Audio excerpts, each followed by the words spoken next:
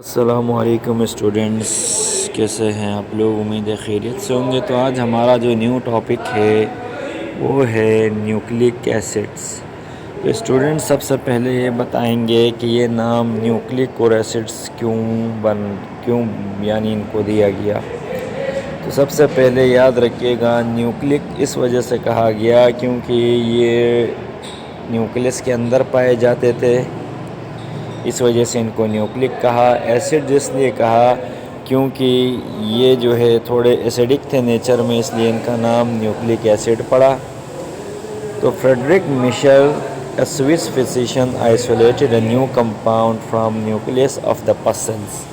याद रखिएगा, Frederick Michel जो एक स्विस के रहने वाले फिजिशियन थे, उन्होंने पस के जो सेल्स थे उसके दरमियान में एक यानी ऑर्गेनिक कंपाउंड देखा न्यू, और उसको बाद में इसने क्या नाम दिया, which is quite different from other biomolecules therefore name nucleon.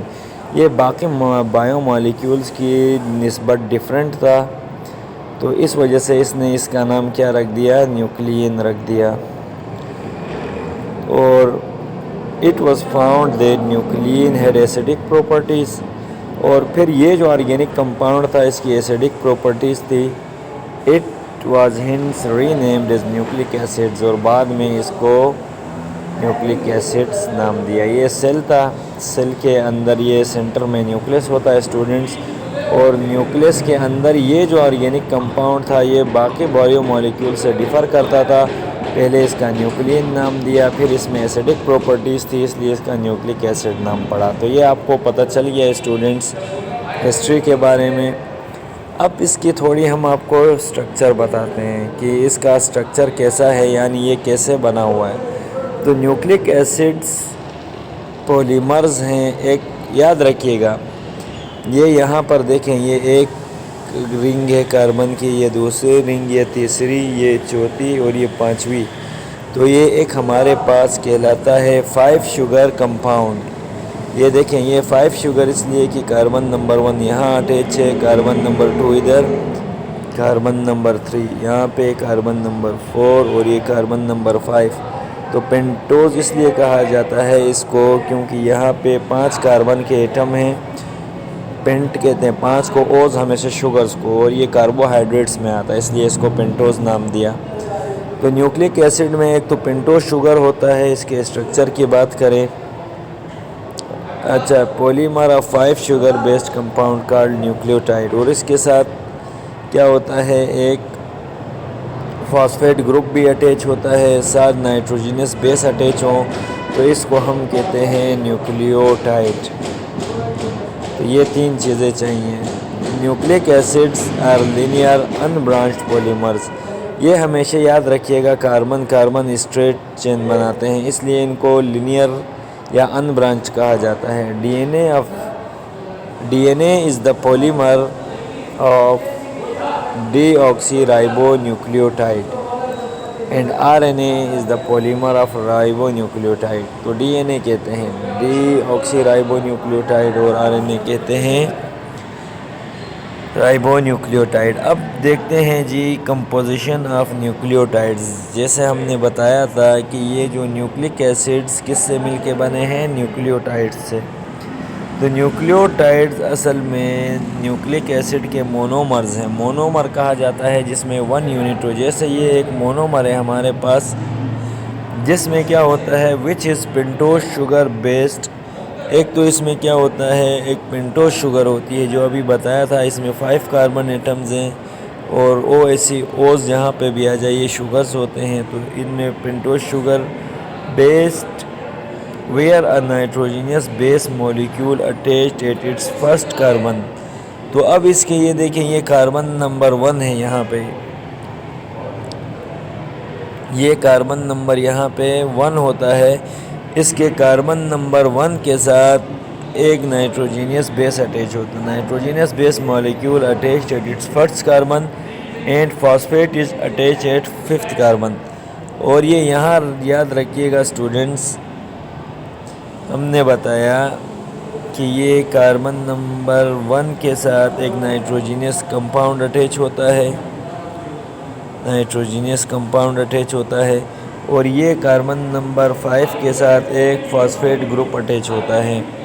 तो ये आप यहाँ देख सकते हैं, ये यहाँ पे कार्बन नंबर 1 के साथ एक न्यूक्लियो नाइट्रोजीनियस बेस अटैच है, कार्बन नंबर 5 के साथ फॉस्फेट ग्रुप अटैच है। The nucleotide without phosphate is called nucleosides. अब याद रखिएगा स्टूडेंट्स, यहाँ पर एक फॉस्फेट पेंटोज शुगर था, उसके साथ एक नाइट्रोजीनियस बेस आके अटैच हो गया, ये नाइट्रोजीनियस बेस समझे, और यहाँ पहले फॉस्फेट था, फॉस्फेट हट गया, अब ये नाइट्रोजीनियस, ये पेंटोज शुगर और नाइट्रोजीनियस बेस, इसको हम कहते हैं न्यूक्लियोसाइड। क्या कहते हैं? न्यूक्लियोसाइड कहा जाता है इसको, जब फॉस्फेट रिमूव हो जाए। DNA and RNA made 4 type of nucleotides. याद रखिएगा 4 तरह के न्यूक्लियोटाइड्स हैं, which are bases on nitrogenous bases. अब ये जो DNA RNA बेस करता है कि इनमें कौन से नाइट्रोजीनियस बेस, तो याद रखिएगा नाइट्रोजीनियस बेस 2 तरह के हैं हमारे पास, एक को हम कहते हैं प्यूरिन्स और दूसरे हमारे पास होते हैं पायरिमिडीन्स। क्या? पायरिमिडीन, ये देख सकते हैं पायरिमिडीन्स होते हैं ये। तो याद रखिएगा प्यूरिन और पायरिमिडीन ये 2 नाइट्रोजीनियस बेसिस हैं। अब ये जो प्यूरिन्स होते हैं इसमें एक तो एडेनिन ए से शो करते हैं, गवानीन को जी से, ये इसमें शामिल हैं, जबकि जो पायरिमिडीन्स हैं इनके अंदर साइटोसिन सी से शो कर रहे हैं, थाइमीन को टी से और यूरेसिल को यू से। तो ये याद रखिएगा, प्यूरिन्स में आएगा ये एडेनिन और गवानीन, पायरिमिडीन्स में आते हैं साइटोसिन, थाइमीन और यूरेसिल। तो ये इसका स्टूडेंट्स कंपोजिशन है। कोई भी न्यूक्लियोटाइड जब भी इन 3 चीज़ों से मिलके बनता है, जब इसमें एक पेंटोज शुगर हो, नाइट्रोजीनियस बेस पाए जाए, नाइट्रोजीनियस बेस 2 तरह की हैं, प्यूरिन्स और पायरिमिडीन्स, फिर उनके साथ फॉस्फेट, तो ये न्यूक्लियोटाइड कहलाता है। अब बात करते हैं एक मोनोन्यूक्लियोटाइड। मोनोन्यूक्लियोटाइड उसे कहा जाता है जिसमें एक पेंटोज शुगर हो और एक उसमें क्या हो, नाइट्रोजनस बेस कोई अटैच हो सकता है, एडेनिन हो, जैसे यहाँ पे एक एडेनिन अटैच हो गया, यहाँ पे ये नाइट्रोजनस बेस है और ये पेंटोज शुगर और यहाँ फॉस्फेट ग्रुप अटैच, ये मोनोन्यूक्लियोटाइड कहलाएगा। न्यूक्लियोटाइड्स जो न्यूक्लिक एसिड में ज़्यादातर पॉलीन्यूक्लियोटाइड्स में होते हैं, इस तरह के बहुत सारे, समझे ये एक न्यूक्लियोटाइड है तो इसको कहते हैं मोनोन्यूक्लियोटाइड, फिर इसमें और एक अटैच हो गया है डाईन्यूक्लियोटाइड। इसी तरह एक लंबी चेन बनती है जिसमें बहुत सारे मोनोमर्स मिलके पॉलीमर बनाते हैं, इसको हम कहते हैं पॉलीन्यूक्लियोटाइड। फॉर एग्जांपल ये एक न्यूक्लियोटाइड है, ये दूसरा, तीसरा, इसी तरह बहुत सारी चेन्स बने तो ये कहते हैं पॉलीन्यूक्लियोटाइड्स। समटाइम्स सिंगल न्यूक्लियोटाइड को मोनोन्यूक्लियोटाइड कहते हैं। These mononucleotide have extra phosphate group as a ADP। इनमें क्या होते हैं याद रखिएगा स्टूडेंट्स, जब ये एक न्यूक्लियोटाइड था इसके साथ 2 फॉस्फेट अटैच हो गए तो ये यानी एडेनिन डाईफॉस्फेट कहलाता है। क्यों 2, और अगर ये ATP हो, एक फॉस्फेट और बढ़ जाए तो इसको हम कहते हैं ATP, एडेनोसिन, क्योंकि यहाँ पे एडेनोसिन से मुराद एक एडेनिन है, एडेनिन के साथ यहाँ 3 फॉस्फेट होंगे तो ADP, एडेनिन के साथ 2 फॉस्फेट हो तो ये डाईफॉस्फेट कहलाएगा। तो ये ADP और ATP समझा दिया आपको। ATP अब क्या होता है, ये एनर्जी स्टोर करता है, कैरी करता है और दूसरे मॉलिक्यूल्स को ये एनर्जी प्रोवाइड करता है। ATP का ये काम है। ये मुख्तलिफ़ मेटाबॉलिक रिएक्शंस होते हैं जिसमें कुछ चीज़ें बन रही हैं, एनाबॉलिक, कैटाबॉलिक में ब्रेक होती हैं उन रिएक्शंस में, तो उनके लिए ये एनर्जी स्टोर भी करते हैं, कैरी करते हैं और एनर्जी देते भी हैं। अब ये जो एनर्जी हम हासिल करते हैं ये रिएक्शन से, जैसे सिंथेसिस ऑफ प्रोटीन्स के लिए चाहिए लिपिड, कार्बोहाइड्रेट और साइक्लोसिस सेल मेम्ब्रेन के लिए या सेल डिवीज़न के लिए, movement of flagella, active transport, इन सब के लिए एनर्जी चाहिए। फिर यहाँ क्या होगा, एटीपी से एक फॉस्फेट निकल जाएगा। यहाँ पर 3 फॉस्फेट थे, ये एटीपी था, तो यहाँ से एक फॉस्फेट रिमूव होगा तो ये एडीपी में चेंज होगा।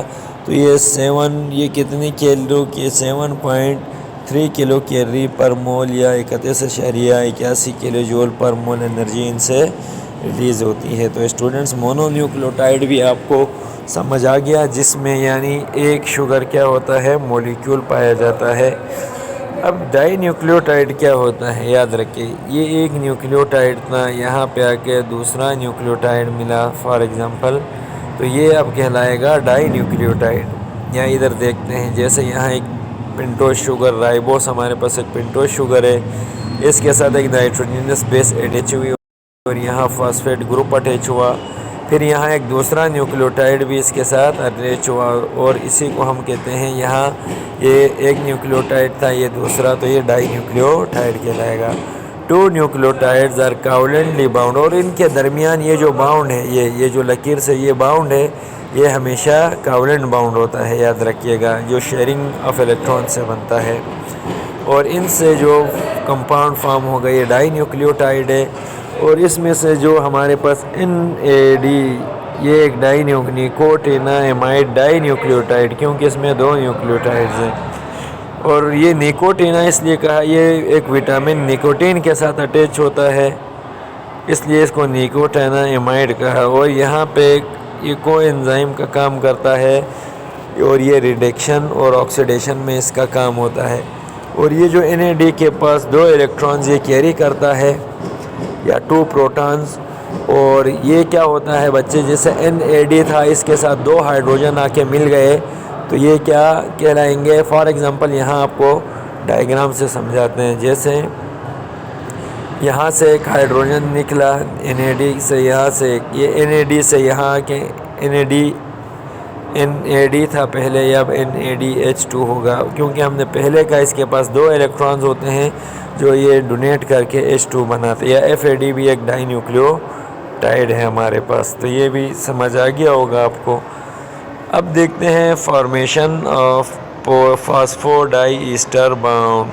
जैसे स्टूडेंट्स, आपको याद है कि ये अगर एक न्यूक्लियोटाइड है, ये दूसरा न्यूक्लियोटाइड, इनके दरमियान जो बाउंड बनता है इसको कहते हैं फॉस्फोडाइईस्टर बाउंड। जैसे कि हमने आपको पहले भी बताया था, कार्बोहाइड्रेट्स में जो उनके दरमियान बाउंड होता है वो ग्लाइकोसाइडिक बाउंड होता है, प्रोटीन्स में पेप्टाइड बाउंड होता था, और इनके दरमियान ये फॉस्फोडाइईस्टर बाउंड कैसे बनता है ये समझाएंगे। तो स्टूडेंट्स याद रखें, 2 न्यूक्लियोटाइड जब एक साथ मिल जाएं किसी भी न्यूक्लियस में, तो ये डाई न्यूक्लियोटाइड होता है DNA, या this linkage is called phosphodiester bond. यानी जिस बाउंड के ज़रिए न्यूक्लिक एसिड के कोई भी 2 न्यूक्लियोटाइड जिस बाउंड के ज़रिए आपस में मिले हुए हैं उसको हम कहते हैं फॉस्फोडाइईस्टर बाउंड। और स्टूडेंट्स, अगर आप लोगों को ये ईस्टर का हमने फंक्शनल ग्रुप भी बताया था, याद है, तो ये देखें, यहाँ पे ये जो एक अल्काइल ग्रुप था, फिर ये कार्बोक्सिलिक ग्रुप, उसके साथ ऑक्सीजन, फिर अल्काइल ग्रुप हो, तो ये ईस्टर का क्या है, ये ईस्टर कहलाता है। तो यहाँ पर भी देखिए, यहाँ ये जो बाउंड बना है यहाँ ऑक्सीजन के दरमियान बना, इसलिए ईस्टर है। It is backbone of nucleic acid strand कहा जाता है, क्योंकि इसमें कंडेंसेशन रिएक्शन होगी फॉस्फेट ग्रुप और पेंटोज शुगर में। ये देखें, ये फॉस्फेट ग्रुप है,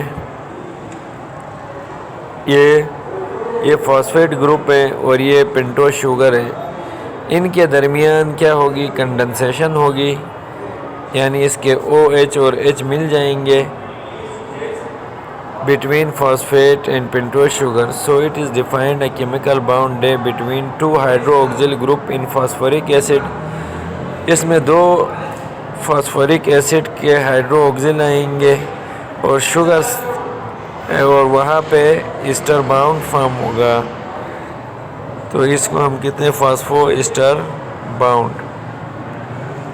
इसमें 2 हाइड्रोक्सिल आएंगे, OH को हाइड्रोक्सिल की, यहाँ से एक OH यहाँ से एक OH आएगा और इनके दरमियान जो बाउंड बनेगा ये फास्फोडाइस्टर बाउंड कहलाता है। React with hydrochloric molecule of sugar के OH के साथ और इनके दरमियान जो बाउंड फॉर्म होगा वो फास्फोडाइस्टर। अब इसमें क्या होता है ये देखें, in this bound 3 carbon of pentose sugar, ये यहाँ पर ये जो 3rd कार्बन है पेंटोज शुगर का link with 5 carbon in DNA का, यानी DNA के 5th कार्बन से रिएक्ट करेगा और इनके दरमियान जो बाउंड होगा वो फास्फोडाइस्टर बाउंड होता है। These are bound hold sugar phosphate components of DNA, और इस तरह ये बाउंड शुगर और फास्फेट को जोड़ के रखता है। अब बात करते हैं पॉलीन्यूक्लियोटाइड की।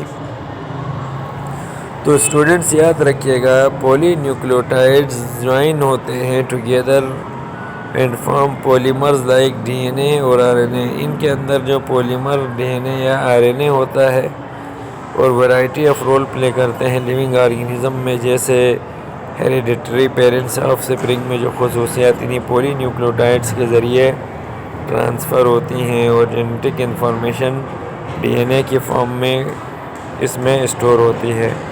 तो स्टूडेंट्स आज हमने आपको यहाँ न्यूक्लिक एसिड्स की हिस्ट्री बताई कि ये नाम कैसे पड़ा, फिर उसके बाद हमने इसका जो बिल्डिंग ब्लॉक न्यूक्लियोटाइड क्या है उसकी पहले डेफिनेशन बताई, फिर न्यूक्लियोटाइड का स्ट्रक्चर आपको हमने समझाया। उसके बाद हमने आपको इनकी टाइप्स बताई कि मोनोन्यूक्लियोटाइड क्या होता है, डाई न्यूक्लियोटाइड क्या होता है, उसकी कुछ एग्जांपल्स भी दी, और यानी फास्फोडाइस्टर बाउंड कैसे बनता है ये भी बताया कि एक पेंटोज शुगर और एक फॉस्फेट शुगर के दरमियान ये क्या होता है, बनता है, जिसमें हमने कहा कि जो पेंटोज के 3rd कार्बन के साथ फॉस्फेट्स का जो 5th कार्बन है वो आपस में एक बाउंड के ज़रिए मिलते हैं, इसको फास्फोडाइस्टर बाउंड का। और पॉलीन्यूक्लियोटाइड्स बताया जिसमें DNA RNA पॉलीमर्स हैं पॉलीन्यूक्लियोटाइड्स के। क्यों हैं? क्योंकि इनमें देखें ये बहुत सारे न्यूक्लियोटाइड्स मिल जाते हैं, इस वजह से इनको पॉलीन्यूक्लियोटाइड कहा जाता है।